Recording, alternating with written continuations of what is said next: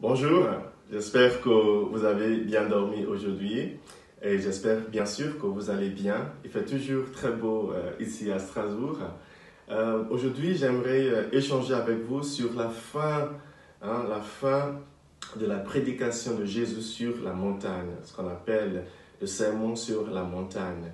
Aujourd'hui, le texte est tiré de l'évangile selon saint Matthieu, chapitre 7, de versets 21 à 25.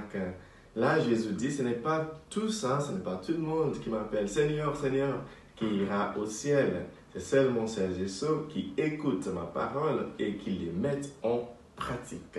Donc, il y a un lien à faire entre ce que nous entendons et la vie que nous menons. Ça, c'est la première chose à retenir ce matin, que le Seigneur nous rappelle, nous invite constamment à mettre en pratique ces paroles que nous écoutons.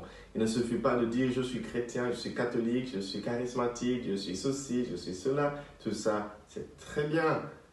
Mais faut-il encore que nous mettions en pratique les choses que nous professons. Entre la profession et l'action, il faut qu'il y ait un lien. Il faut que des gens puissent voir dans nos vies les choses que nous professons. C'est là le premier message de ce jour. Le Seigneur nous rappelle l'importance de lier notre profession de foi et notre mode de vie.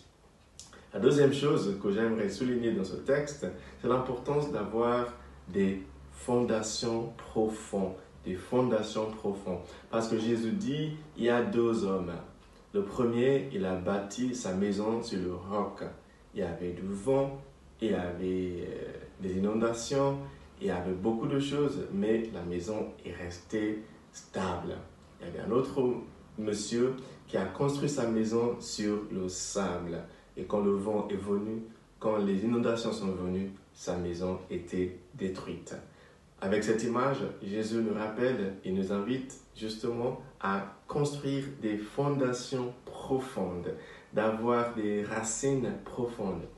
Derrière la maison de mes parents au Nigeria, il y a des plantains. Je ne sais pas si vous voyez ce que c'est des plantains, c'est une espèce de bananes qui sont un peu plus grands, plantains bananes. Ils sont derrière la maison de mes parents et ces plantes ont l'habitude d'avoir des racines qui vont très très loin dans la terre. Et moi, quand je ne les aime pas, à chaque fois que je suis en vacances, je les coupe. Et l'année d'après, quand je reviens, ils sont de nouveau partout.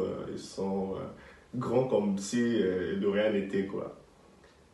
Jésus nous rappelle ce matin que si nous avons des racines profondes, si nous avons une relation avec Dieu qui nous lie à lui, quoi qu'il en soit, il y aura du vent dans la vie.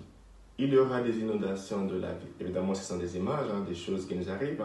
Il y aura des difficultés. Mais toutes ces choses-là n'arriveront pas à nous balayer parce que nos racines sont très profondes. La troisième et la dernière chose que le Seigneur nous invite à écouter ce matin, c'est le fait que tout le monde n'ira pas au ciel. Eh bien oui, c'est une parole très très dure. Moi, j'ai eu énormément de mal à accepter le fait que tout le monde n'ira pas au ciel. Parce que pour moi, Dieu est généreux, Dieu est amour, Dieu est miséricorde, il est miséricordieux. Comment se fait-il que tout le monde n'ira pas au ciel? C'est pas possible ça. Eh bien, si. Malheureusement, Dieu ne s'impose pas. Il ne va pas forcer quiconque à entrer dans sa maison. Il nous invite chez lui, mais il nous laisse libres de choisir, de mettre en pratique ses paroles ou non. C'est là où le message est difficile. Personnellement, j'aurais bien voulu vous dire que quoi qu'il en soit, on ira tous au ciel, on va se retrouver dans la maison du Père à la fin de nos vies. Mes chers amis, je serais en train de vous mentir. Et à votre place, je n'aurais pas aimé que quelqu'un m'aime sur des choses aussi sérieuses. La vérité, c'est que pour aller dans la maison du Père, il va falloir accepter sa parole et les mettre en pratique. Le message, bien sûr, est difficile, mais c'est la vérité.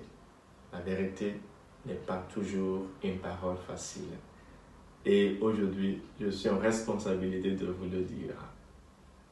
J'espère que vous trouverez de la joie en écoutant la parole de Dieu, en vous laissant guider par l'Esprit Saint pour mettre en pratique la parole de Dieu, qui ne fait que pour nous donner la vraie liberté et la joie éternelle.